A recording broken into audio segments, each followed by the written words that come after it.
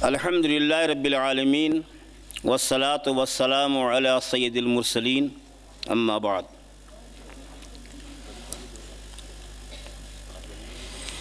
میر جمع ہے احباب درد دل کہہ لے، دلی کے شاعر اور دل دادا شیدا دلی کا دیوانہ میر تقی میر نے کہا تھا کہ میر جمع ہے احباب درد دل کہہ لے، پھر التفات دل دوستاں ملے نہ ملے۔ بڑی خوشی و مسرت کی بات ہے کہ ہمارے کچھ نوجوانوں نے ہمت کیا اور سور صدن میں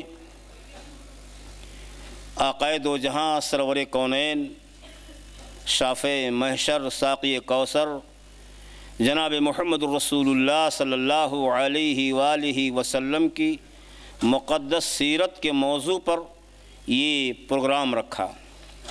میں آپ کو مغربی دنیا نے اسلام کو کن نگاہوں سے دیکھا ہے، یہ بڑی تفصیل طلب بات ہے، اور عہد رسالت کے بعد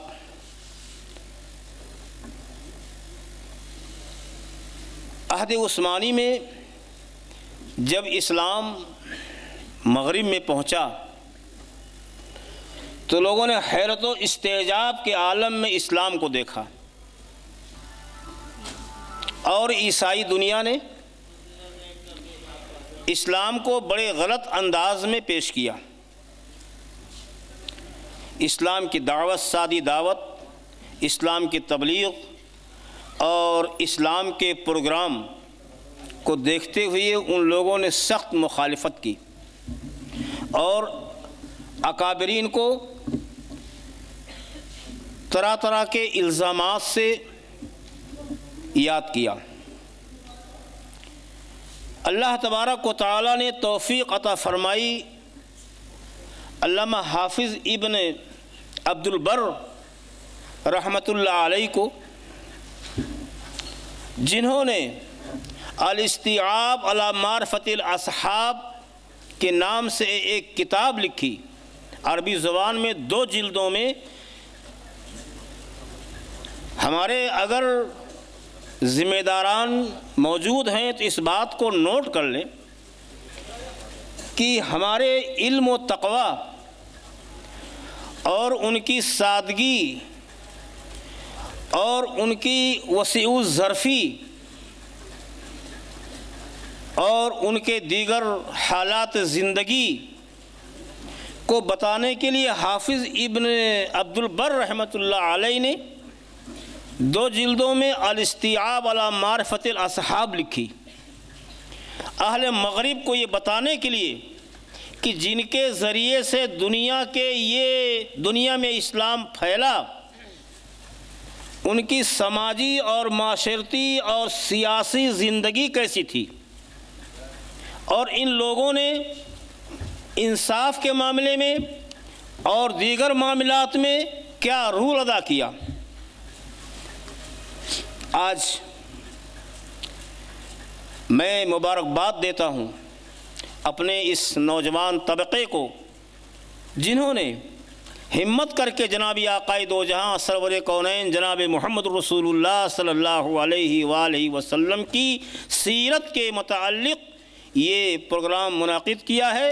انشاءاللہ ہمارے خطبہ آپ کے سامنے بتائیں گے کہ اسلام کا اقتصادی نظام کیا ہے، اسلام کا سیاسی نظام کیا ہے، اسلام کا معاشرتی نظام کیا ہے، اسلام کا اخلاقی نظام کیا ہے، اسلام کا رحم و کرم کا نظام کیا ہے۔ اللہ کے نبی پاک جناب محمد رسول اللہ صلی اللہ علیہ وآلہ وسلم کی سیرت سے کے دائرے میں رہ کر کے اور آپ کو یہ ساری باتیں انشاءاللہ بتائی جائیں گی، اور میں اپنے معزز مقررین سے گزارش کروں گا کہ آپ اس موضوع سے ہٹ کر کے اور دوسری بات نہ کہیں گے۔ اللہ تبارک و تعالی ہمیں حق اور سچ سننے کی توفیق عطا فرمائے۔ اب آپ کے سامنے ہمارے حافظ مختار صاحب سلفی تشریف لائیں گے، اور وہ آپ کو پروگرام سے متعلق بتائیں گے کہ ہمارے پروگرام میں کون کون شریک علماء ہے اور ہمارے اس پروگرام کی تقریری نظام کیا ہے؟ السلام علیکم۔ السلام علیکم ورحمۃ اللہ وبرکاتہ۔ نحمد و نصلی علی رسول الکریم، اما بعد، اعوذ باللہ من الشیطان الرجیم، بسم اللہ الرحمن الرحیم۔ لقد کان لکم فی رسول اللہ اسوۃ حسنہ۔ سامعین کرام، حاضرین مجلس، جیسا کہ ناچیز کو آج یہ ایک اہم پروگرام چلانے کی ذمہ داری سونپی گئی ہے، اللہ تبارک و تعالیٰ سے دعا گو ہوں کہ اللہ تبارک و تعالیٰ مجھے اس ذمہ داری کو صحیح طریقے سے نبھانے کی توفیق عطا فرمائے، آمین۔ سیرت النبی صلی اللہ علیہ وسلم کا جو موضوع رکھا گیا ہے، اس کی ہم اور آپ بخوبی جانتے ہیں کہ آج کی ڈیٹ میں ہر جگہ اور خصوصاً ہمارے اس معاشرہ و سوسائٹی میں بھی، اور اس سے بھی خاص طور پر آگرہ جیسے شہر میں اس طرح کے موضوع پر گفتگو کرنا، اس طرح کے موضوع کے متعلق جانکاری حاصل کرنا بہت ہی ضروری ہے۔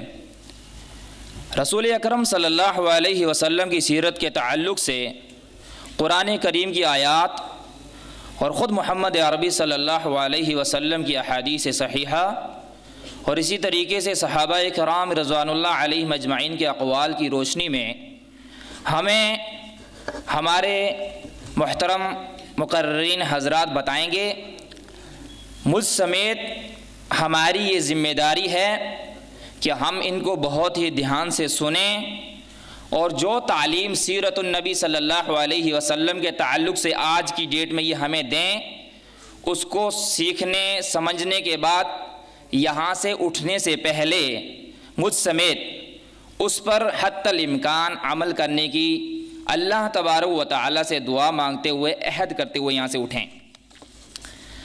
آج ہم اور آپ کس طرح کے حالات سے گزر رہے ہیں، ہمارے بے شمار لوگوں کو کس کس طریقے سے نشانہ بنایا جا رہا ہے، اس کی خاص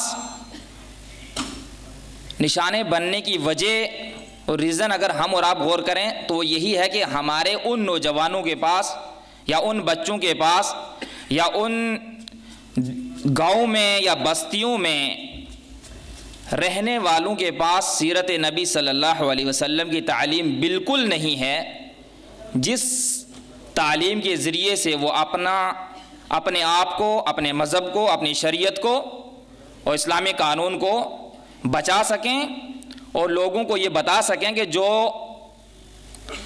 آپ ہمارے سامنے جو چیز پیش کر رہے ہیں اس کو ہم ہرگز ایکسیپٹ نہیں کر سکتے ہیں، کیونکہ ہمارے سامنے ہمارے قائد، ہمارے رہنما محمد عربی صلی اللہ علیہ وسلم کی جو سیرت ہے اس کے متعلق ہم جانتے ہیں، اور اسی کے مطابق ہم اور آپ زندگی گزاریں گے، تبھی کامیاب و کامران ہو سکتے ہیں۔ میں بلا کسی تاخیر و بلا کسی تمہید کے اس پروگرام کا آغاز کروں گا، لہٰذا اس پروگرام کے آغاز کے لیے میں سب سے پہلے تلاوت کلام پاک کے لیے دعوت دوں گا جناب حافظ محمد امین صاحب کو کہ وہ اسٹیج پہ تشریف لائیں اور تلاوت کلام پاک سے آج کے اس جلسہ سیرت النبی صلی اللہ علیہ وسلم کی آغاز کریں۔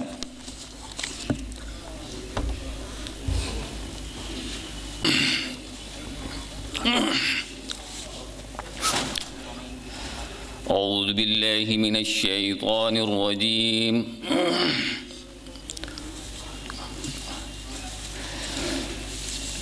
بسم اللہ الرحمن الرحیم۔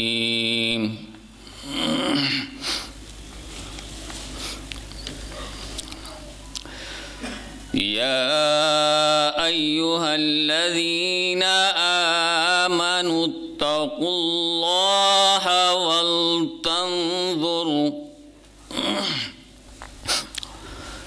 ولتنظر نفس ما قدمت لغد واتقوا اللہ ان اللہ خبیر بما تعملون۔ ولا تكونوا كالذين نسوا الله فأنساهم أنفسهم أولئك هم الفاسقون.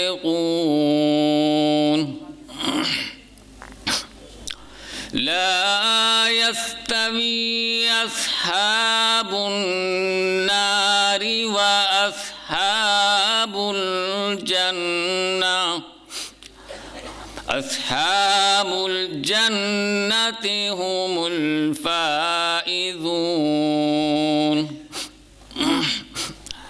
لو أنزلنا هذا القرآن على جبل لرأيته خاشعا متصدعا من خشية الله. الله الذي لا إله إلا هو عالم الغيب والشهادة هو الرحمن الرحيم. هو الله الذي لا إله إلا هو الملك القدوس السلام المؤمن المهيمن العزيز الجبار المتكبر.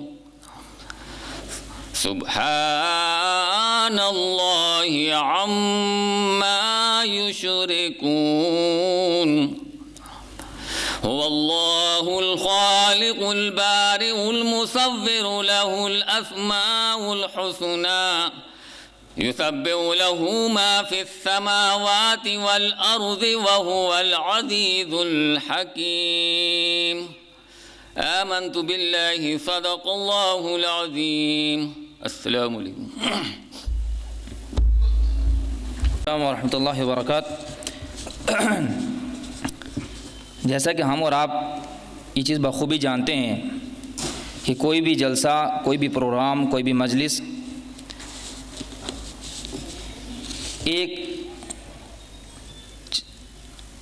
طے تک پہنچنے کے لیے، صحیح منزل مقصود تک پہنچانے کے لیے اس کے لیے ایک صدر کی ضرورت ہوتی ہے. لہذا آج کے اس عظیم الشان جلسے کی صدارت کے فرائض انجام دینے کے لیے جو نام پیش کیا گیا ہے وہ جناب مولانا ابو الوفا صاحب زاہد سلفی کا ہے. وہ آج کے اس پروگرام کی جو ہے صدارت کے فرائض انجام دیں گے، اور آپ کے سامنے یکے بعد دیگرے جو مقررین حضرات آنے والے ہیں ان کے نامی اسم گرامی ہیں جناب مولانا عبدالودود صاحب سلفی، جناب مولانا عبدالکریم صاحب سلفی اور جناب مولانا ارشاد احمد صاحب سلفی ہیں، جو ابھی آپ حضرات کے سامنے یکے بعد دیگرے آ کر سیرت النبی صلی اللہ علیہ وسلم کے متعلق گفتگو کریں گے. سب سے پہلے میں مقررین حضرات میں سے جن کو مدعو کروں گا اسی موضوع پر گفتگو کرنے کے لیے وہ ہیں جناب مولانا عبدالودود صاحب سلفی. آپ اسٹیج پہ تشریف لائیں اور لوگوں کے سامنے اپنی بات رکھیں.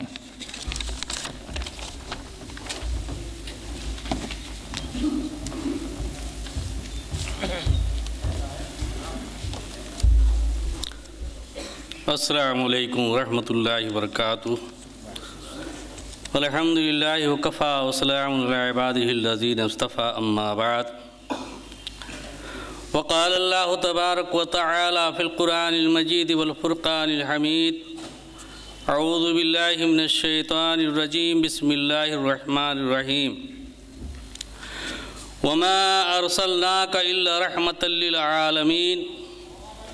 وقال في موضع آخر حريص عليكم بالمؤمنين رؤوف رحيم. وقال النبي صلى الله عليه وسلم إني لم أبعث لعانا وبعثت رحمة. وقال في موضع آخر يا أيها الناس انما انا رحمت مہدات. چونکہ یہ جلسہ سیرت النبی صلی اللہ علیہ وسلم کے تعلق سے ہو رہا ہے، اس لیے قرآن مقدس کی وہ آیت کریمہ کی سورہ انبیاء کے اندر اللہ تبارک و تعالی فرما رہا ہے، اور ہم نے آپ کو تمام جہان والوں ہی کے لیے رحمت بنا کر کے بھیجا ہے۔ اور اللہ کے نبی صلی اللہ علیہ وسلم کی حدیث کہ انی لم ابعث لعانا وبعثت رحمتا، میں لعنت بھیجنے والا بنا کر کے نہیں بھیجا گیا ہوں بلکہ رحمت بنا کر کے بھیجا گیا ہوں۔ اور ایک دوسری حدیث ہے حاکم کے حوالے سے کہ اللہ کے نبی صلی اللہ علیہ وسلم نے فرمایا یا ایھا الناس انما انا رحمت مہدات، اے لوگو میں سراپر رحمت ہوں اور بطور ہدیہ اللہ تعالی کی طرف سے تمہارے پاس بھیجا گیا ہوں۔ تو اللہ کے نبی صلی اللہ علیہ وسلم کی احادیث کو سامنے رکھتے ہوئے یہ بات ہمارے اور آپ کے سامنے واضح ہوتی ہے کہ آپ سراپر رحمت بن کر کے آئے ہیں۔ اور اللہ کے نبی صلی اللہ علیہ وسلم کی ایک دوسری حدیث ہے کہ آپ نے فرمایا انما مثلی ومثل الناس کمثل رجل استوقد نارا فلما زاد ما حوله جعل الفراش وهذه الدواب التي تقع في النار يقعن فيها فجعل الرجل يزعهن ويغلبنه فيقتحمن فيها فأنا آخذ بحجزكم عن النار وأنتم تقتحمون فيها۔ سرکار دو عالم رسول محترم صلی اللہ علیہ وسلم فرما رہے اس حدیث کے اندر کہ میری اور تمہاری مثال اس آدمی کی طرح ہے، ان مثلی و مثل الناس کمثل رجل، میری اور تمہاری مثال اس آدمی کی طرح ہے کہ استوقد نارا، جو آگ کو جلائے، فلما اضاءت ما حوله، پھر جب وہ آگ کو جلاتا ہے، جعل الفراش هذه الدواب التي تقع في النار، جب وہ آدمی آگ کو جلاتا ہے تو آگ جل کر کے جب اپنے ارد گرد کو روشن کر دیتی ہے تو اللہ کے نبی صلی اللہ علیہ وسلم نے فرمایا جعل الفراش وهذه الدواب التي، تو یہ پتنگے اور یہ جانور جو آگ کے اندر کودنے لگتے ہیں، تو اللہ کے نبی صلی اللہ علیہ وسلم نے فرمایا کہ اس آگ کے اندر وہ پتنگے اور جانور جو کودنا شروع ہو جاتے ہیں تو فجعل الرجل یزعهن، وہ آدمی کیا کرتا ہے جب پتنگے اور جانور جو ہے اس آگ کے اندر گرنا شروع ہوتے ہیں تو وہ آدمی ان پتنگوں اور جانوروں کو آگ سے پرے ہٹاتا ہے۔ فَيَقْتَحِمْنَا، لیکن وہ جو آگ میں داخل ہونے سے، آگ میں گرنے سے پرے ہٹاتا ہے وہ آدمی، اس کے اوپر وہ کیڑے اور پتنگے اور وہ جانور جو ہے غالب آ جاتے ہیں، اور غالب آ کر کے کیا کرتے ہیں وہ لوگ، وہ پتنگے اور وہ جانور جو ہے آگ کے اندر گرنا شروع ہو جاتے ہیں۔ تو اللہ کے نبی صلی اللہ علیہ وسلم نے فرمایا کہ فَأَنَا آخِذٌ بِحُجَزِكُمْ عَنِ النَّارِ، اسی طرح میں تم لوگوں کی کمر کو پکڑ پکڑ کر کے کھینچ رہا ہوں کہ تم جہنم کے اندر گر نہ جاؤ۔ وَأَنْتُمْ تَقْتَحِمُونَ فِيهَا، لیکن تمہارا حال کیا ہے کہ تم لوگ اپنی کمر کو مجھ سے زبردستی جو ہے چھوڑا کر کے جہنم کے اندر جو ہے کود جاتے ہو، جہنم کے اندر گر جاتے ہو۔ تو اس حدیث سے کیا معلوم ہوا کہ اللہ کے نبی صلی اللہ علیہ وسلم اپنی امت کے لیے کتنا بے چین اور اضطراب رہتے تھے، پریشان رہتے تھے۔ یہ حدیث بتا رہی ہے گویا کہ آپ جو ہے سراپا رحمت تھے، اور قرآن مقدس کی آیت کریمہ کہ وَمَا أَرْسَلْنَاكَ إِلَّا رَحْمَةً لِّلْعَالَمِينَ، ہم نے آپ کو تمام جہان والوں کے لیے جو ہے رحمت بنا کر کے بھیجا ہے، رحمت بنا کر کے بھیجا ہے۔ اس کا مطلب یہ ہے کہ جو آپ کی رسالت پر ایمان لے آیا، گویا کہ اس رحمت کو اس نے قبول کر لیا، اور اللہ تعالیٰ کی اس نعمت کا اس نے شکریہ ادا کیا، اور نتیجتاً کیا ہوا दुनिया और आखिरत की सआदतों से वो हमकिनार होगा। और बाद लोगों ने कहा है कि रहमत का मतलब ये है कि आपको जो अल्लाह तबारक व तआला ने रहमत किया है, इसका मतलब है कि आप अपनी तालीमात के जरिया अपनी उम्मत को जो है, अपनी उम्मत को तबाही व बर्बादी से महफूज कर रहे हैं। इस बुनियाद पर आपको रहमत कर दिया, रहमत का जो है लक़ब दिया गया है। ऐसा नहीं कि जैसे कि पिछली कौमें जो है और पिछली उम्मतें जो है हरफ़े गलत की तरह मिटा दी गई हैं। आपकी उम्मत पर, आपकी इस कौम के ऊपर जो है वो तबाही बर्बादी नहीं आ सकती है।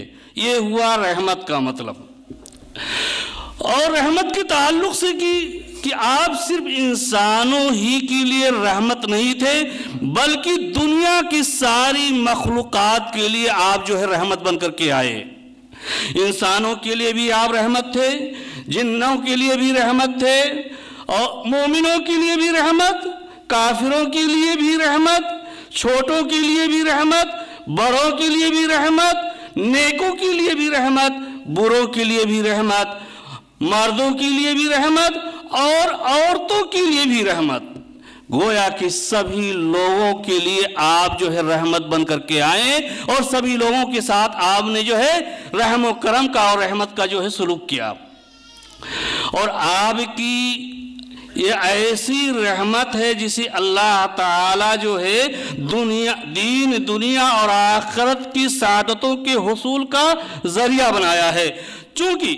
चुनाचे जो शख्स आपके ऊपर ईमान ले आया और ईमान लाने के बाद आपकी इताअत व फरमाबरदारी करेगा, तो आपकी इताअत व फरमाबरदारी के बाद क्या होगा कि दुनिया भी संवर जाएगी और आखिरत भी जो है संवर जाती है। तो सीरतुन नबी के ताल्लुक़ से ये मजलिस लगी हुई है और सीरतुन नबी के बहुत सारे जो है पहलू होते हैं। तो सीरतुन नबी के ताल्लुक़ से मैं एक चीज़ को मैंने चॉइस किया है, इंतखाब किया है कि अल्लाह के नबी सल्लल्लाहु अलैहि वसल्लम का गलतियों के इस्लाह का तरीक़ेकार क्या था। सहाबे किराम के सामने आपने जो है जब कोई गलती देखी तो आपने सहाबे किराम की गलतियों की इस्लाह के लिए क्या तरीक़ा इख्तियार किया। कहीं पर आपने क्या किया कि बार बार गलती करने वाले और पहली बार गलती करने वाले के अंदर फ़र्क का मलहूज रखते थे। और कभी कभार ऐसा होता था कि एक ही बाद दीगरे गलती करने वाले में और तवील अरसा के बाद जो है दो बार गलती करने वाले के अंदर जो है फ़र्क मद्देनज़र रखते थे। और गलती करने वाले के मकाम और मर्तबा को पेश नज़र रख करके अल्लाह के नबी सल्लल्लाहु अलैहि वसल्लम जो है गलती की इस्लाह किया करते थे। और बच्चों को गलती के मौके पर आप जब बच्चे की इस्लाह करते थे उसकी उम्र का लिहाज करके आप गलती की इस्लाह करते थे। चुनाचे इस सिलसिले में जो है बुखारी सुननी नसई की एक रवायत है कि हज़रत अस्मा बिनत अबी बकर रज़ियल्लाहु तआला अन्हा फरमा रही हैं। इससे मैं ये बतलाना चाह रहा हूँ कि अल्लाह के नबी सल्लल्लाहु अलैहि वसल्लम गलती की इस्लाह करने के मौके पर जो है मकाम और मर्तबा को पेश नज़र रख करके आप गलती की इस्लाह करते थे। ऐसा नहीं कि किसी की गलती देखी और सरेआम उसको जो है डांटना और फटकारना शुरू कर दिया या लाठी लेकर के उस पर जो है बरसाना शुरू कर दिया। तो अल्लाह के नबी सल्लल्लाहु अलैहि वसल्लम तमाम गलतियों के मुख्तलिफ मराहिल और मुख्तलिफ मौक़े और मुख्तलिफ अंदाज में से एक आपका ये भी अंदाज था कि जब किसी की गलती की इस्लाह करते तो उसके मकाम और मर्तबा को पेश नज़र रख करके आप जो है गलती की इस्लाह करते थे। हज़रत अस्मा बिनत अबी बकर रज़ियल्लाहु तआला अन्हा फरमा रही है कि मैं अल्लाह के रसूल सल्लल्लाहु अलैहि वसल्लम के हमरा हज के लिए रवाना हुई। बकर के पास बैठी हुई थी और मेरे वालिद मोहतरम अबू बकर रज़ियल्लाहु अन्हु गुलाम के आने का इंतज़ार करने लगे, क्योंकि अल्लाह के रसूल सल्लल्लाहु अलैहि वसल्लम का सामान और मेरे वालिद मोहतरम का सामान एक ऊंट पर लदा हुआ था। उस ऊंट के इंतज़ार में जो गुलाम की निगरानी के अंदर था, मेरे वालिद मोहतरम की निगरानी के अंदर था। चुनाचे कुछ देर के बाद जब वो ज़ाहिर हुआ तो खाली हाथ आ रहा है। حضرت ابوبکر صدیق رضی اللہ تعالیٰ عنہ نے جب غلام کو دیکھا تو کہا تمہارا اونٹ کہاں ہے؟ خالی ہاتھ آ رہا ہے۔ تو غلام حضرت ابوبکر صدیق رضی اللہ تعالیٰ عنہ کو جواب یہ دے رہا ہے کہ وہ تو اونٹ رات ہی کے اندر جو ہے غائب ہو گیا، گم ہو گیا۔ چنانچہ حضرت ابوبکر صدیق رضی اللہ تعالیٰ عنہ اس غلام سے کہے تم سے ایک اونٹ بھی نہیں سنبھل سکا، ایک اونٹ بھی گم ہو گیا، اور اس کو مارنے لگے۔ تو اللہ کے رسول صلی اللہ علیہ وسلم نے حضرت ابوبکر صدیق رضی اللہ تعالیٰ عنہ کی یہ کیفیت دیکھی تو کہا یہ دیکھو احرام والے حاجی صاحب کو کیا کر رہے ہیں، یہ غائب ہو جانے پر غلام کو مار رہے ہیں۔ تو اللہ کے رسول صلی اللہ علیہ وسلم آپ کی اصلاح، آپ کے مقام و مرتبہ کو پیش نظر رکھتے ہوئے اور مسکرا کر کے کہہ رہے ہیں کہ دیکھو حاجی صاحب کیا کر رہے ہیں۔ تو اللہ کے ایک طریقہ کار یہ بھی تھا کہ غلطی کرنے والا اگر عظیم نیکیوں والا ہے، اچھے فضائل والا ہے، فضیلت و منقبت والا ہے، تو اس کی غلطی کی اصلاح کرنے کے موقع پر اس کے مقام اور مرتبہ کا آپ جو ہے خیال رکھتے تھے۔ اور اگر غلطی کرنے والے نے کسی کے ساتھ جو ہے نامناسب رویہ اختیار کیا ہے، جیسے کہ آپ نے کسی دوسرے کے ساتھ اس طرح کا لہجہ اور انداز اختیار کیا کہ وہ نامناسب تھا، تو اللہ کے رسول صلی اللہ علیہ وسلم ایسے موقع پر جب کوئی غلطی کرنے والا کسی دوسرے کے ساتھ جو ہے نامناسب رویہ جو ہے اختیار کرتا تو اللہ کے رسول صلی اللہ علیہ وسلم اس کے مقام کو بحال کرتے ہوئے جو ہے غلطی کی اصلاح کرتے ہیں۔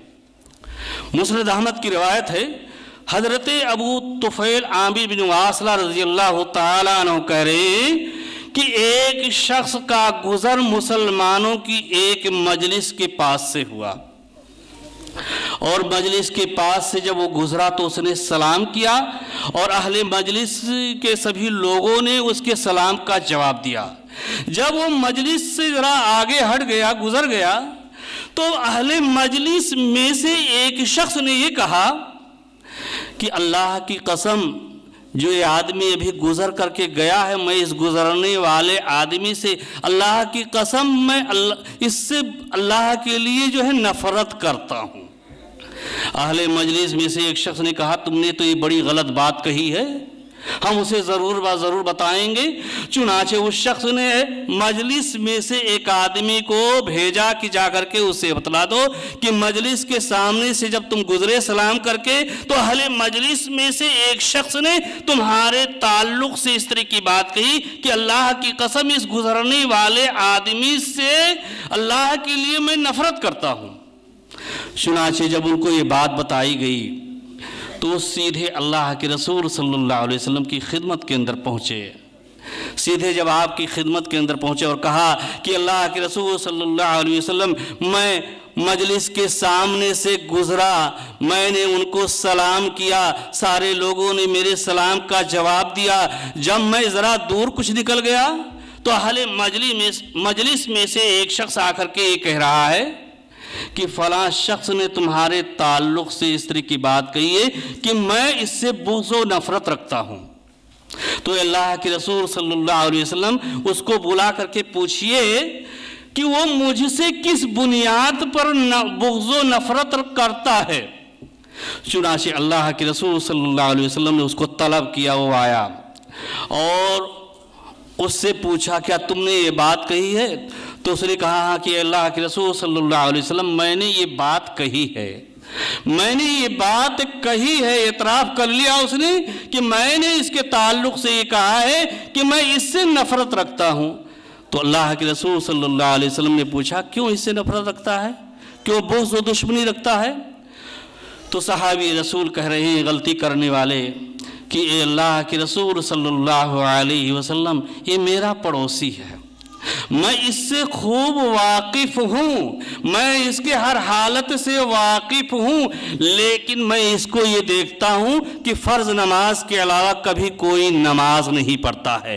فرض نماز تو ہر نیک و بد ہر ایک شخص پڑھتا ہے، ہر خاص و عام جو ہے فرض نماز کو پڑھتے ہیں۔ تو اللہ کے رسول صلی اللہ علیہ وسلم یہ میرا پڑوسی ہے، فرض نماز کے علاوہ کوئی نماز نہیں پڑھتا ہے، فرض نماز تو ہر ایک خاص و عام جو ہے پڑھتے ہیں، اس لیے میں اس سے دشمنی رکھتا ہوں۔ اللہ کے رسول صلی اللہ علیہ وسلم سے سیکنڈ پارٹی نے کہا کہ اللہ کے رسول صلی اللہ علیہ وسلم اس سے یہ پوچھئے کیا میں نے کبھی کوئی نماز تاخیر کر کے پڑھی ہے، کبھی بری طرح وضو کیا ہے، یا میں نے جو ہے رکوع و سجود جو ہے صحیح انداز سے نہیں کیے؟ چنانچہ اللہ کے رسول صلی اللہ علیہ وسلم نے اس سے پوچھا غلطی کرنے والے سے، کیا انہوں نے کوئی نماز جو ہے دیر کر کے تاخیر کر کے پڑھی ہے، یا انہوں نے بری طرح وضو کیا ہے، یا رکوع و سجدہ جو ہے صحیح طریقے سے نہیں کیا ہے؟ انہوں نے کہا جی نہیں، انہوں نے کہا جی نہیں، نماز انہوں نے ٹائم سے پڑھا اور اچھی طرح وضو کیا اور رکوع و سجود جو ہے صحیح انداز سے کیا۔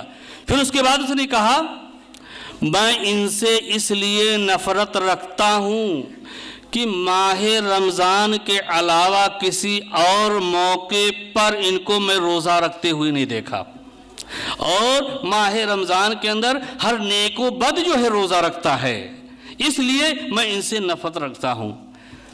سیکنڈ پارٹی نے کہا، دوسری پارٹی نے کہا کہ اللہ کے رسول صلی اللہ علیہ وسلم ان سے یہ پوچھئے کیا میں نے ماہ رمضان کے روزے کو کبھی چھوڑا ہے، کبھی روزے کے اندر کوئی کوتاہی کی ہے؟ اللہ کے رسول صلی اللہ علیہ وسلم نے پوچھا غلطی کرنے والے سے، تو کہا جی نہیں۔ پھر اس نے کہا تیسری بات یہ ہے کہ میں ان کا پڑوسی ہوں، یہ میرے پڑوسی ہیں، میں نے ان کو کبھی نہیں دیکھا زکوٰۃ کے علاوہ کسی سائل کو کچھ دیتے ہوئے یا فی سبیل اللہ خرچ کرتے ہوئے، میں نے ان کو کبھی نہیں دیکھا، اس لیے میں ان سے نفرت جو ہے کرتا ہوں۔ اللہ کے رسول صلی اللہ علیہ وسلم سے سیکنڈ پارٹی نے کہا، دوسرے شخص نے کہا کہ اللہ کے رسول سے پوچھئے کہ کیا میں نے زکوٰۃ کی ادائیگی کے اندر کبھی کوئی کوتاہی کی ہے؟ پوچھا گیا، کہا ہے اللہ کے رسول صلی اللہ علیہ وسلم جی نہیں، کبھی میں نے ان کے زکوٰۃ کی ادائیگی کے اندر کبھی کوتاہی نہیں دیکھی۔ اللہ کے رسول صلی اللہ علیہ وسلم دونوں پارٹیوں کی بات کو سننے کے بعد آپ کیا کر رہے ہیں؟ غلطی کرنے والے سے، شکایت کرنے والے سے، جاؤ کیا معلوم یہ تم سے بہتر ہو، جاؤ کیا معلوم یہ تم سے بہتر ہو، یعنی جس کے ساتھ نامناسب رویہ اختیار کیا گیا تھا، نفرت کی بات کہی گئی تھی اور بغض کی بات کہی گئی تھی، اللہ کے رسول صلی اللہ علیہ وسلم اصلاح کر رہے ہیں اور اس کے مقام کو بحال کرتے ہوئے۔ اور اسی طرح جو ہے اللہ کے رسول صلی اللہ علیہ وسلم غلطیوں کی اصلاح کرنے کے موقع پر کبھی کبھار یہ ہوتا ہے کہ غلطی کرنے میں دونوں پارٹی جو ہے شامل ہوتی ہے، فرسٹ پارٹی سیکنڈ پارٹی۔ تو اللہ کے رسول صلی اللہ علیہ وسلم مشترکہ غلطی کے اندر آپ جو ہے فرسٹ پارٹی کو بھی اور سیکنڈ پارٹی کو تنبیہ کرتے ہیں۔ چنانچہ حضرت طبرانی کی روایت کے حوالے سے ہے، حضرت عبداللہ بن عوف رضی اللہ تعالیٰ عنہ روایت کر رہے ہیں کہ ایک مرتبہ حضرت عبد الرحمن بن عوف رضی اللہ تعالیٰ عنہ نے حضرت خالد بن ولید کی اللہ کے رسول صلی اللہ علیہ وسلم سے شکایت کی۔ خالد بن ولید نے حضرت عبد الرحمن بن عوف رضی اللہ تعالیٰ عنہ کو کوئی بات کہہ دی تھی، تو خالد بن ولید کی جب حضرت عبد الرحمن بن عوف رضی اللہ تعالیٰ عنہ نے شکایت کی تو اللہ کے رسول صلی اللہ علیہ وسلم نے خالد بن ولید سے کہا اے خالد بن ولید عبد الرحمن بن عوف جو ہے یہ بدری صحابی ہیں، اگر احد پہاڑ کے برابر بھی سونا تم خرچ کر دو، صدقہ و خیرات کر دو، تو ان کے مقام کو تم نہیں پہنچ سکتے ہو۔ اللہ کے رسول صلی اللہ علیہ وسلم حضرت خالد بن ولید رضی اللہ تعالیٰ عنہ کو اس طرح کی بات کہا کر کے تنبیہ کر رہے ہیں کہ کچھ مت کہا کرو نامناسب بات. اور حضرت خالد بن ولید رضی اللہ تعالیٰ عنہ کیا جواب دے رہے ہیں کہ اللہ کے رسول صلی اللہ علیہ وسلم لوگ مجھے نامناسب باتیں کہہ دیتے ہیں تو میں ان کو کچھ کہہ دیتا ہوں. تو اللہ کے رسول صلی اللہ علیہ وسلم نے حضرت عبد الرحمن بن عوف رضی اللہ تعالیٰ عنہ سے کہا کہ عبد الرحمن بن عوف خالد کو کچھ مت کہا کرو، یہ اللہ کی تلواروں میں سے ایک تلوار ہے جن کو اللہ تبارک و تعالیٰ نے کافروں کے اوپر جو ہے مسلط کر دیا ہے. تو حضرت عبد الرحمن بن عوف رضی اللہ تعالیٰ عنہ کو بھی تنبیہ کیا اور حضرت خالد بن ولید رضی اللہ تعالیٰ عنہ کو بھی تنبیہ کیا. تو اللہ کے رسول صلی اللہ علیہ وسلم غلطیوں کی اصلاح کرنے میں مشترکہ غلطی کے اندر دونوں پارٹی کو آپ تنبیہ کر کے غلطی کی اصلاح کرتے تھے. اور اسی طرح آپ غلطی کرنے والے سے متاثرہ فریق کی طرف سے معذرت کا مطالبہ کرتے تاکہ غلطی کرنے والا اپنی غلطی سے توبہ کر لے. چنانچہ اللہ کے رسول صلی اللہ علیہ وسلم کے سامنے حضرت اللہ کے رسول صلی اللہ علیہ وسلم کے سامنے جو ہے اس سلسلے میں جو ہے واقعہ ہے کہ متاثرہ فریق کی طرف معذرت کا مطالبہ اللہ کے رسول صلی اللہ علیہ وسلم جو ہے کر کے اور تاکہ وہ نادم ہو جائے توبہ کر لے. حضرت انس بن مالک رضی اللہ تعالیٰ عنہ سے روایت ہے کہ عرب کے لوگ سفر میں ایک دوسرے کی خدمت بہت زیادہ کرتے تھے. چنانچہ ایک سفر کے اندر حضرت ابو بکر اور حضرت عمر رضی اللہ عنہما تھے، ان کے ساتھ ایک آدمی تھا جو ان کی خدمت کرتا تھا. ایک مرتبہ سفر کے اندر ایسا ہوا کہ دونوں سو گئے اور جب جاگے سو کر کے تو دیکھا کہ جو ہے خدمت کرنے والے نے ان کے لیے کھانا جو ہے نہیں پکایا ہے. تو حضرت ابو بکر اور حضرت عمر دونوں نے آپس میں باتیں کی کہ یہ بہت ہی زیادہ سوتا ہے، ابھی تک دیکھو کھانا نہیں تیار کیا ہے، ابھی تک اس نے کھانا نہیں تیار کیا ہے، بہت ہی زیادہ یہ سوتا ہے. چنانچہ حضرت ابو بکر اور حضرت عمر رضی اللہ عنہما نے اس آدمی کو بیدار کیا، جگایا اور کہا اللہ کے نبی صلی اللہ علیہ وسلم کی خدمت کے اندر جاؤ اور ان سے یہ کہنا کہ ابو بکر و عمر جو ہے سلام عرض کر رہے ہیں اور یہ کہنا کہ اللہ کی وہ دونوں جو ہے سالن منگا رہے ہیں. جا کر کے اس آدمی نے کہا تو اللہ کے رسول صلی اللہ علیہ وسلم نے کہا وہ دونوں تو اپنا سالن کھا چکے، وہ دونوں اپنا سالن کھا چکے. آ کر کے آدمی نے بتایا کہ اللہ کے رسول صلی اللہ علیہ وسلم نے کہا کہ تم دونوں اپنا سالن کھا چکے ہو. چنانچہ دونوں گھبرائے ہوئے گئے اور اللہ کے رسول صلی اللہ علیہ وسلم کی خدمت کے اندر پہنچ کر کے سلام کیا اور کہا کہ اللہ کے رسول صلی اللہ علیہ وسلم ہم نے آپ کے پاس ایک آدمی کو بھیجا کہ سالن لے آؤ، لیکن آپ نے فرمایا کہ ہم دونوں سالن کھا چکے ہیں، ہم نے کون سا سالن کھایا ہے؟ تو اللہ کے رسول صلی اللہ علیہ وسلم نے کیا جواب دیا؟ سرکار دو عالم فدائے ابی امی نے کیا جواب دیا؟ کہا تم نے اپنے بھائی کا گوشت کھایا ہے، اس کی غیبت کی تھی، وہ سو رہا تھا کہ یہ بہت ہی زیادہ سوتا ہے. اللہ کی قسم جس کے ہاتھ میں محمد صلی اللہ علیہ وسلم کی جان ہے، اللہ کی قسم میں تمہارے دانتوں کے اندر دیکھ رہا ہوں کہ اس کا گوشت جو ہے نظر آ رہا ہے. چنانچہ حضرت ابو بکر اور حضرت عمر رضی اللہ عنہما دونوں نے فرمایا کہ اللہ کے رسول صلی اللہ علیہ وسلم میرے لیے جو ہے ہم دونوں کے لیے بخشش کی دعا کر دیجئے. سرکار دو عالم صلی اللہ علیہ وسلم نے کیا فرمایا؟ رسول محترم صلی اللہ علیہ وسلم نے کیا فرمایا؟ وہی تمہارے لیے بخشش کی دعا کرے گا جس کی غیبت کی تھی، جس کا گوشت تم دونوں نے کھایا ہے. تو اللہ کے نبی صلی اللہ علیہ وسلم کا غلطیوں کی اصلاح کا ایک طریقہ یہ بھی تھا کہ غلطی کرنے والے سے جس کے حق میں غلطی کی گئی ہے اس کی طرف سے معذرت کا مطالبہ کر کے اس کی غلطی کی اصلاح کرتے ہیں تاکہ وہ نادم و شرمندہ ہو کر کے اپنی غلطی سے توبہ کر لے۔ اور اللہ کے نبی صلی اللہ علیہ وسلم قربان جائیے کیا طریقہ تھا آپ کی غلطی کی اصلاح کا۔ متاثرہ فریق کی فضیلت کو یاد دلا کر کے آپ جو ہے غلطی کرنے والے کی غلطی کی اصلاح کرتے تھے۔ بخاری شریف کی روایت ہے، حضرت ابو درداء رضی اللہ تعالیٰ عنہ فرما رہے ہیں کہ ایک مرتبہ حضرت ابوبکر اور عمر رضی اللہ عنہ کے درمیان بات چیت ہو رہی تھی، اور اسی بات چیت اور گفتگو کے دوران حضرت ابوبکر صدیق رضی اللہ تعالیٰ عنہ کی طرف سے کوئی ایسی تلخ کلامی ہو گئی، کوئی ایسی بات نکل گئی کہ اس بات کو بنیاد بنا کر کے حضرت عمر رضی اللہ تعالیٰ عنہ حضرت ابوبکر صدیق رضی اللہ تعالیٰ عنہ سے ناراض ہو گئے، اور ناراض اتنا ہوئے کہ وہاں سے اٹھ کر کے چل دیے۔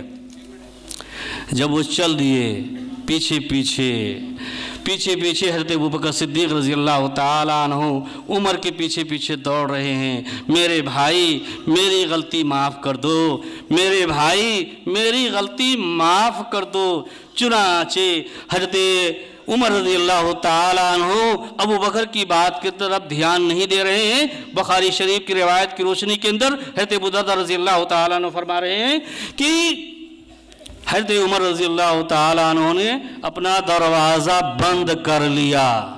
جب دروازہ بند کر لیا تو حضرت ابوبکر صدیق رضی اللہ تعالیٰ عنہ وہاں سے بھاگ کر کے اللہ کے نبی صلی اللہ علیہ وسلم کی خدمت کے اندر آئے، اور تہبند اٹھا کر کے چل رہے تھے، گھٹنا ظاہر ہو رہا تھا۔ دیکھیے محدثین نے جب کسی بھی حدیث کو بیان کیا ہے تو حدیث کے بیان کرنے کی اور حدیث کی جو کیفیت تھی بیان کرنے والے کی، اس حدیث کے تعلق سے ہے کہ بخاری کے اندر ہے کہ حضرت ابوبکر صدیق رضی اللہ تعالیٰ عنہ عمر کے دروازے سے جب واپس ہوئے اور اللہ کے نبی صلی اللہ علیہ وسلم کی دربار کی طرف گئے تو راوی حدیث نے کیا بیان کیا، ساری جز کو بیان کر دیا کہ وہ اپنا تہبند اٹھائے ہوئے تھے اور ان کا گھٹنا نظر آ رہا تھا۔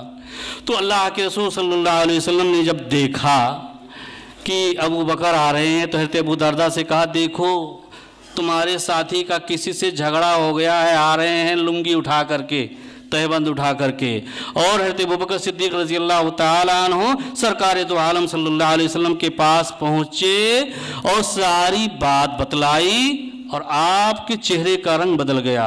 ادھر حضرت عمر رضی اللہ تعالیٰ عنہ کو بھی احساس ہوا اپنی غلطی کا جب احساس ہوا تو وہ بھی دروازہ کھول کر کے حضرت ابوبکر کی تلاش کے اندر ان کے گھر گئے۔ گھر پہ دستک دی، اندر سے آواز آئی کہ ابو بکر نہیں ہیں۔ ان کو اندازہ ہوا کہ اللہ کے رسول صلی اللہ علیہ وسلم کی خدمت کے اندر ہوں گے۔ چنانچہ حضرت عمر رضی اللہ تعالیٰ عنہ جب پہنچے رسول عربی رسول محترم صلی اللہ علیہ وسلم کے پاس تو بات بتلانا ہی چاہ رہے تھے، تو کہا، اے عمر کیا تم لوگ میرا لحاظ کر کے میرے ساتھی کو نہیں چھوڑ سکتے؟ اے عمر کیا تم لوگ میرا لحاظ کر کے میرے ساتھی کو نہیں چھوڑ سکتے؟ اللہ کی قسم جب میں اللہ کا پیغام رسا بن کر کے آیا تو تم لوگوں نے کہا کہ جھوٹ کہتے ہو، لیکن ابو بکر نے جو ہے کہا کہ آپ سچ کہتے ہیں اور جان و مال سے میری جو ہے دلجوئی کی تھی۔ تو اس موقع پر عمر اور حضرت ابو بکر صدیق رضی اللہ تعالیٰ عنہ کے درمیان جو تلخ کلامی ہوئی تھی، جو غلطی ہوئی تھی، اس موقع پر اللہ کے رسول صلی اللہ علیہ وسلم حضرت ابو بکر کی فضیلت کو یاد دلا رہے ہیں، اور فضیلت کو یاد دلا کر کے حضرت عمر رضی اللہ تعالی عنہ کو یہ باور کرانا چاہ رہے ہیں کہ غلطی جو کی ہے انہوں نے وہ شرمندہ اور نادم ہو کر کے اس غلطی سے توبہ کر لیں۔ اور نتیجہ کیا ہوا کہ دونوں پارٹیاں کہہ رہی ہیں اللہ کے رسول صلی اللہ علیہ وسلم میری غلطی زیادہ تھی، مجھے معاف کر دیجئے، اللہ سے جو ہے میری مغفرت کے لیے دعا کیجئے۔ شاید میرا ٹائم زیادہ بھی ہو رہا ہو، لیکن ایک بہترین چیز ہے، میں آپ کو ساری چیزوں کو چھوڑتے ہوئے سناتا چلوں کہ کبھی کبھار ایسا ہوتا ہے کہ غلطی کرنے والا اپنی غلطی پر پردہ ڈالنے کی کوشش کرتا ہے، من گڑت بات اور ناقابل قبول وجوہات تراش کر کے اپنی غلطی پر پردہ ڈالنے کی کوشش کرتا ہے۔ تو ایسے موقع پر اللہ کے رسول صلی اللہ علیہ وسلم کیا کرتے ہیں؟ اور بالخصوص ایسے موقع پر جب کہ غلطی کرنے والے کی زبان اٹک رہی ہو، مختصر سی بات اس حدیث کو میں بیان کر رہا ہوں۔ حضرت خوات بن جبیر رضی اللہ تعالی عنہ کہہ رہے ہیں کہ اللہ کے رسول صلی اللہ علیہ وسلم کے ساتھ میں سفر پہ تھا اور مر الزہران پر جو ہے قیام کیا، میں بھی اپنے خیمے کے اندر گیا اور اللہ کے رسول صلی اللہ علیہ وسلم اپنے خیمے کے اندر جو ہے آپ ٹھہر گئے، تو میں اپنے خیمے کے اندر تھا تو کچھ دیر کے بعد میں نے سنا کچھ عورتوں کی آواز آ رہی ہے، تو میں نے کیا کیا، اپنا بخچہ اور گٹھر کھولا اور ایک خوبصورت لباس اور حلہ اور جبہ نکالا اور پہن کر کے جا کر کے میں ان عورتوں کے پاس بیٹھ گیا، اور جب ان کے پاس بیٹھ کر کے ان کی باتیں سننے لگا تو دیکھا کہ اللہ کے رسول صلی اللہ علیہ وسلم باہر نکل آئے اپنی خیمے سے اور کہا، ابو عبداللہ کیا بات ہے؟ اب آدمی کبھی جھوٹ نہیں بولا، اپنی غلطی پر پردہ ڈالنے کے لیے جو ہے ناقابل قبول وجوہات تراش کر کے پیش کر رہا ہے، تو اللہ کے رسول صلی اللہ علیہ وسلم سے وہ کیا جواب دے رہے ہیں کہ اللہ کے رسول کوئی بات نہیں تھی، میرا اونٹ بھاگ گیا ہے، میں رسی کی تلاش میں تھا۔ چنانچہ اس کے بعد اللہ کے رسول صلی اللہ علیہ وسلم نے جو ہے کوچ کرنے کا حکم دیا، سارے کے سارے لوگ کوچ کیے، میں آپ کے پیچھے پیچھے چلا اور چلتے چلتے آپ نے چادر میرے پاس رکھ دی، پھر اس کے بعد آپ قضائے حاجت کے لیے جنگل کے اندر گئے، اور قضائے حاجت سے فارغ ہونے کے بعد جب آپ آئے تو کہا، ابو عبداللہ تمہارے بھاگے ہوئے اونٹ کا کیا ہوا؟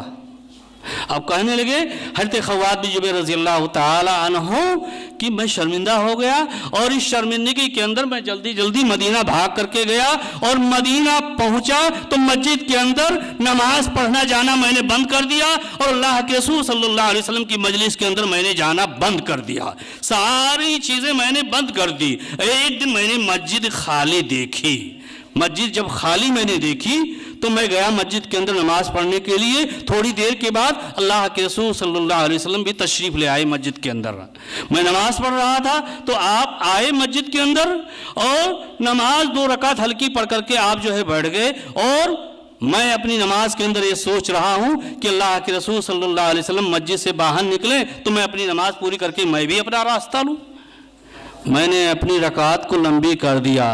اللہ کے رسول صلی اللہ علیہ وسلم نے کیا کہا، ابو عبداللہ اپنی نماز کو جتنا چاہو لمبی کر دو، جب تک تم نماز ختم نہیں کرو گے، نماز سے فارغ نہیں ہوگے، اللہ کی قسم تب تک میں نہیں جا سکتا ہوں۔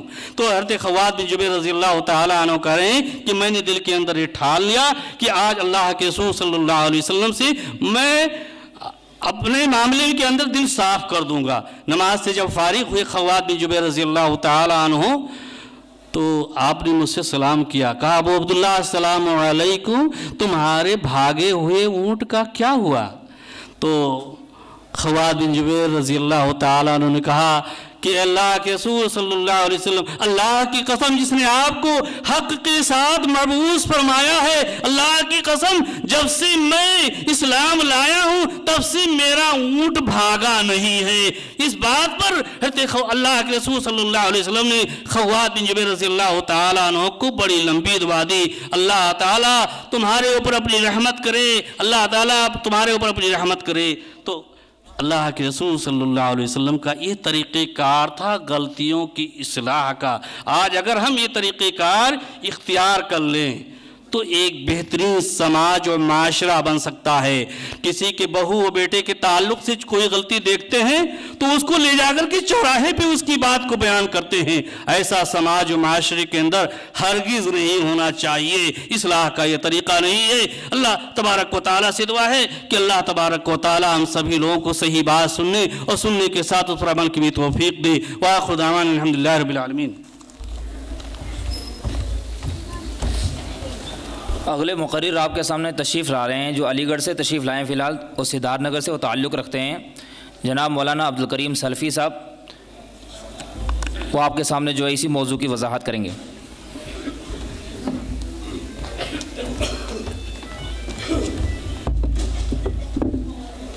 السلام علیکم ورحمۃ اللہ وبرکاتہ۔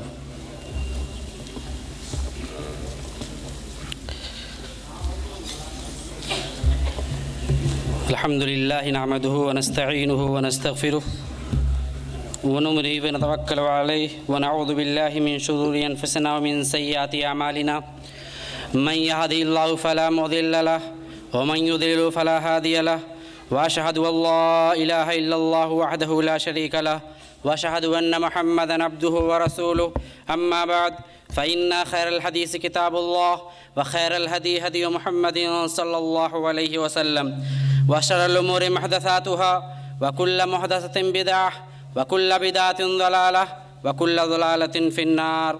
أعوذ بالله السميع العليم من الشيطان الرجيم، بسم الله الرحمن الرحيم۔ وما أرسلناك إلا رحمة للعالمين، رب اشرح لي صدري ويسر لي أمري واحلل عقدة من لساني يفقهوا قولي، ربي زدني علما ربي زدني علما ربي زدني علما۔ حضرات گرامی، پروگرام کا موضوع ہے سیرت النبی۔ سیرت کے بہت سارے پہلو ہیں۔ نبی پاک صلی اللہ علیہ وسلم کی زندگی ایک مسلمان کے لیے مشعل راہ ہے، اور صرف مسلمان کے لیے نہیں بلکہ اس دنیا میں بسنے والا کوئی بھی انسان اگر نبی کی سیرت کو اپنا لے تو دنیا اور آخرت دونوں جہاں میں اس کو کامیابی نصیب ہوگی۔ حضرات گرامی، خطبہ مسنونہ کے بعد میں نے جو چھوٹی سی آیت کریمہ پڑھی ہے کہ وما ارسلناک الا رحمۃ للعالمین، کہ ہم نے آپ کو سارے جہان والوں کے لیے رحمت بنا کر کے بھیجا ہے۔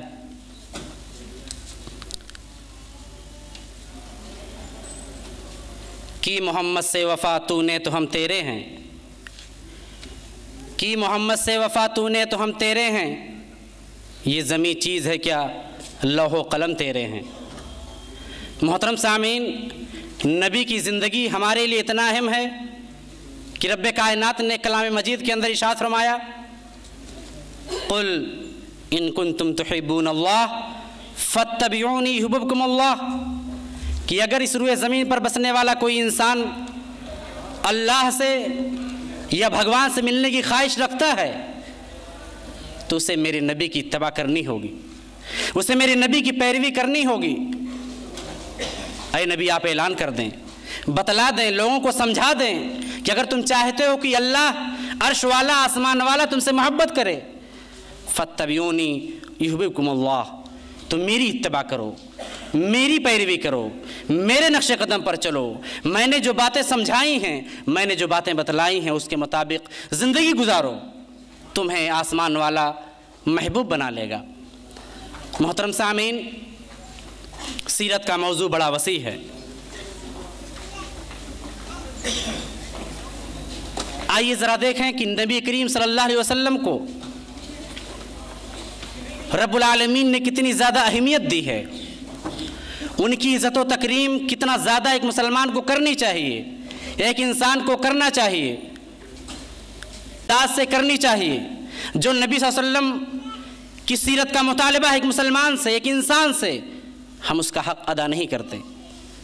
رب العالمین نے وہ صحابہ کرام جو نفوس قدسیہ کے نام سے جانی جاتی ہیں، جن کے نقش قدم پر چلنا قیامت تک کے آنے والے لوگوں کے لیے رب العالمین نے لازم قرار دے دیا ہے کہ اگر کوئی انسان اس روئے زمین پر چاہتا ہے کہ اسے کامیابی ملے، اسے رب العالمین کی حمایت ملے، تو اس کے لیے ضروری اور واجب ہے کہ وہ صحابہ کرام کی اتباع اور پیروی کرے۔ لیکن آئیے ذرا دیکھیں کہ نبی کی توقیر و تکریم کے اندر اگر ان صحابہ کرام سے کوئی غلطی ہو جاتی ہے تو رب کائنات کیا ارشاد فرماتا ہے؟ मोहतरम सामीन, सूरतुल हुजरात की आयत है, या अय्युहल्लज़ीना आमनू ला तरफ़ऊ अस्वातकुम फ़ौक़ सौतिन नबी वला तजहरू लहू बिलक़ौल कजहरि बाज़िकुम लिबाज़िन अन तहबत अमालुकुम व अंतुम ला तशऊरून। क्या लोगों जो ईमान लाए हो, अपनी आवाज़ों को नबी की आवाज़ से बुलंद मत करो और ना नबी को बुलंद आवाज़ से पुकारो जिस अंदाज से तुम आपस में एक दूसरे को पुकारते हो, और कहीं ऐसा ना हो कि लाइल्मी में तुम्हारे सारे अमाल रायगा और बर्बाद हो जाएं। अल्लाहु अकबर। अब्दुल्ला बिन ज़ुबैर रज़ी अल्लाह तआला अन्हु हदीस के रावी हैं। वो इस आयत करीमा की शान नुज़ुल में इरशाद फरमाते हैं कि आयत करीमा उस मौके पर नाजिल हुई जब बनु तमीम का एक काफ़िला नबी सल्लल्लाहु अलैहि वसल्लम के पास आया हुआ था। अबू बकर सिद्दीक़ रज़ी अल्लाह तआला अन्हु जो अंबिया के बाद इंसानों में सबसे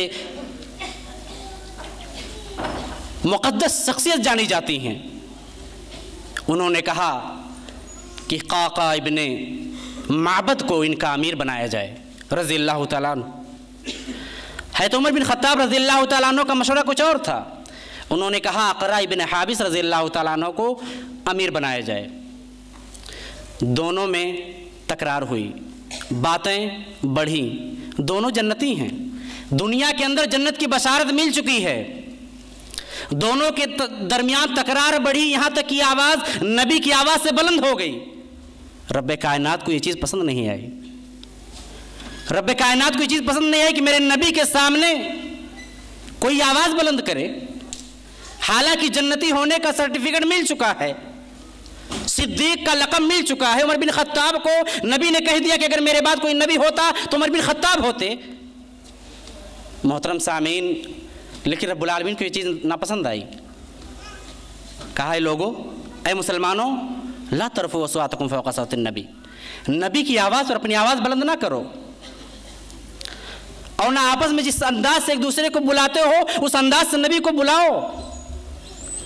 अब्दुल्ला बिन ज़ुबैर रज़ी अल्लाह तआला अन्हु इरशाद फरमाते हैं कि उसके बाद उमर बिन ख़त्ताब रज़ी अल्लाह तआला अन्हु कभी नबी की महफिल में बुलंद आवाज़ से बात ही नहीं करते थे।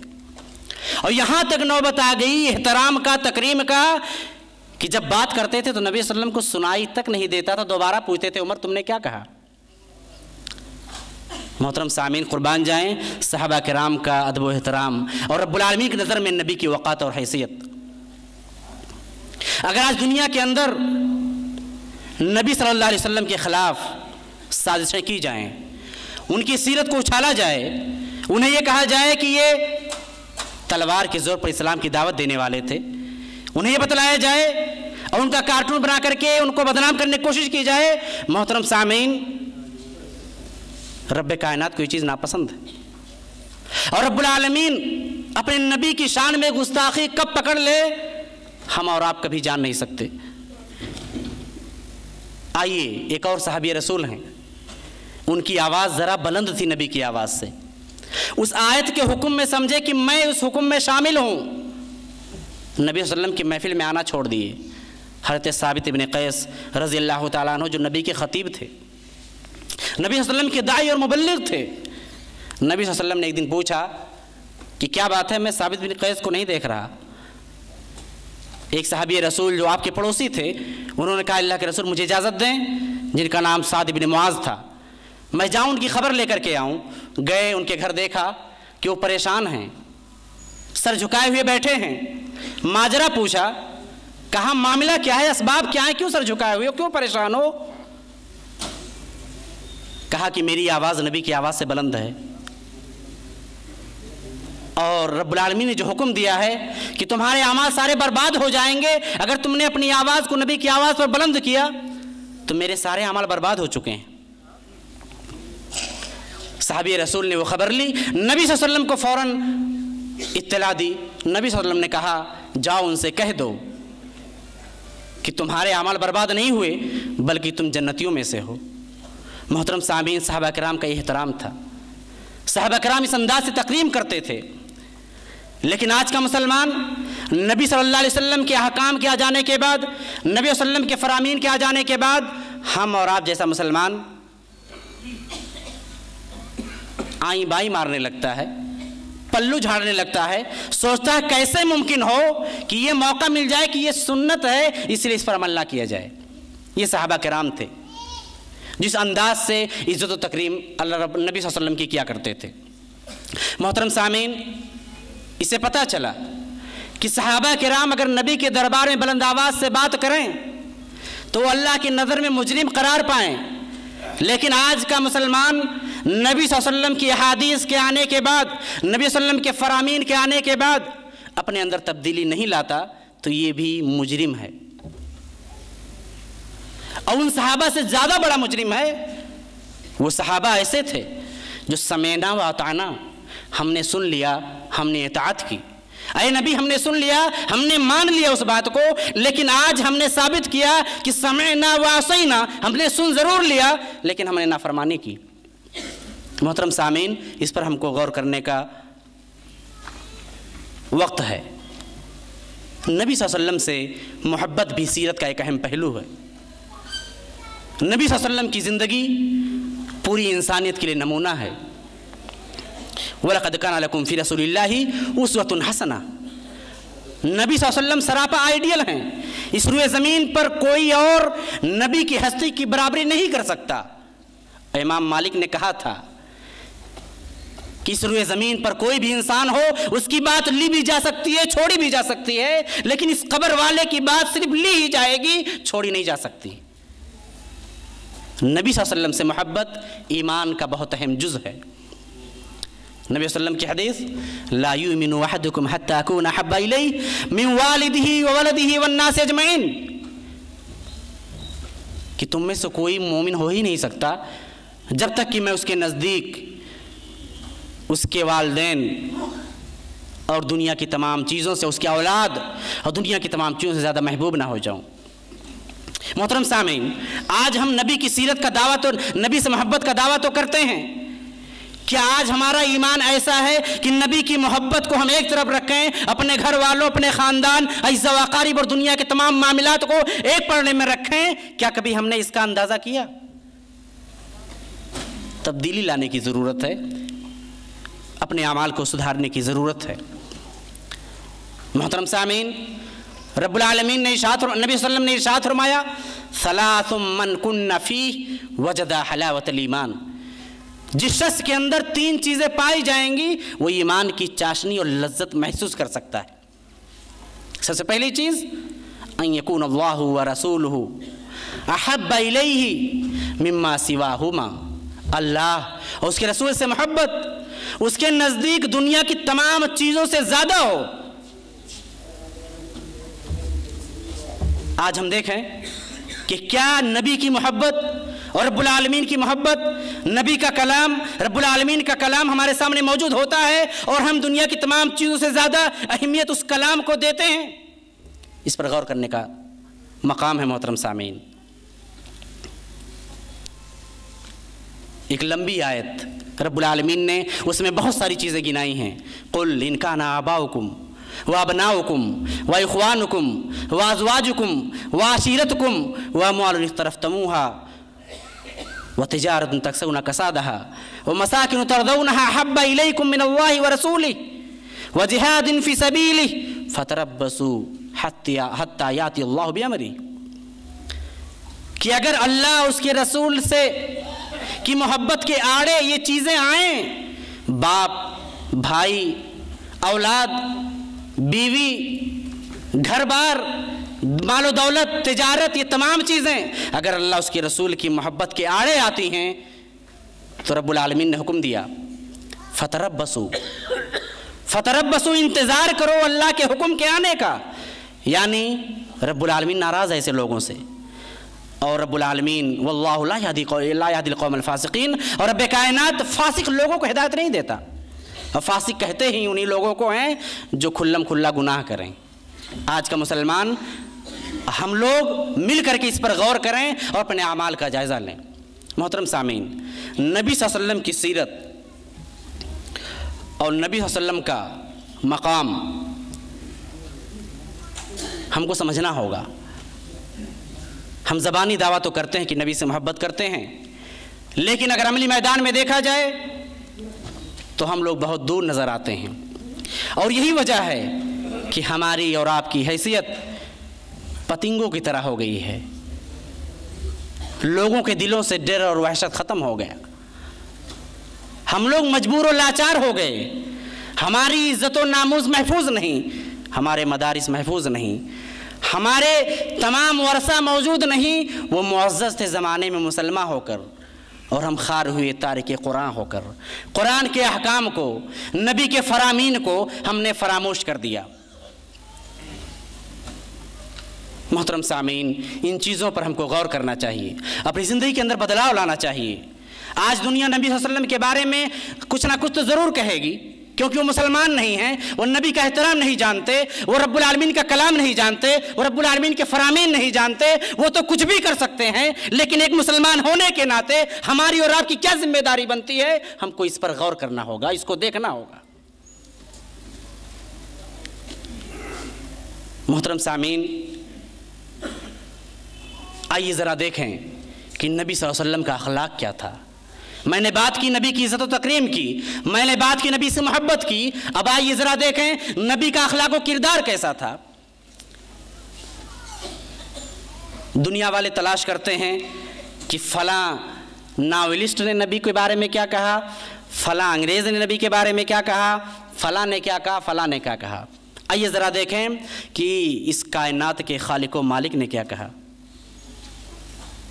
رب العالمین نے ارشاد فرمایا، نون والقلم وما یسطرون ما انت بنعمت ربک بمجنون وان لک لاجرا غیر ممنون وانک لعلی خلق عظیم۔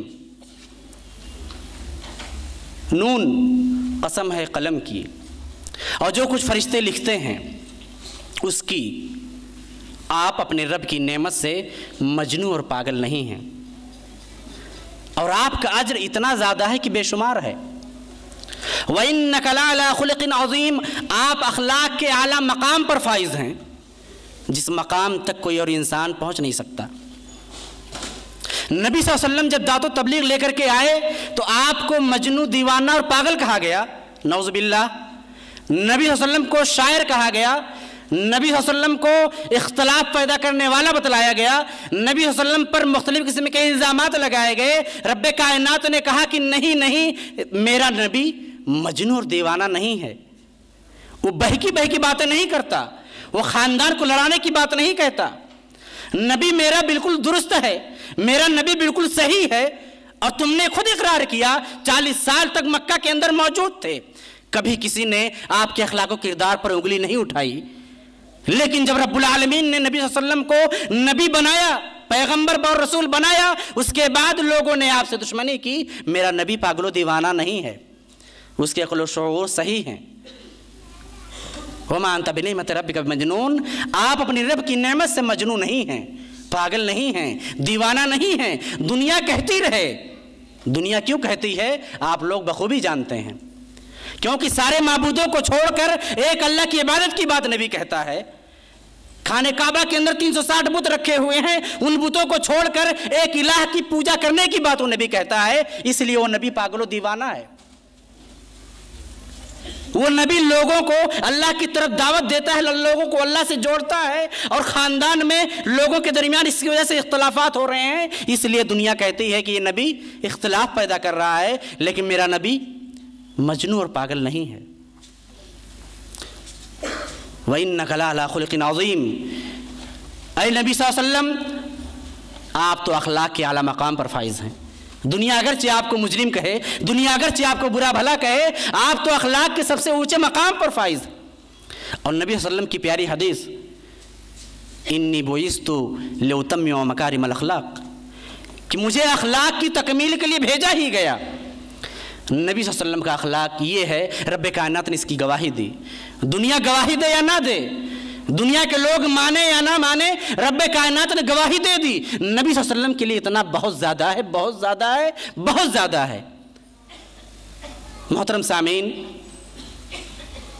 نبی صلی اللہ علیہ وسلم کا اخلاق سراپا قرآن تھا، اسی لیے بعض صحابہ نبی صلی اللہ علیہ وسلم کی چہیتی بیوی ام المومنین عائشہ صدیقہ رضی اللہ تعالیٰ عنہ کے پاس آئے اور سوال کیا، نبی کا اخلاق کیا تھا؟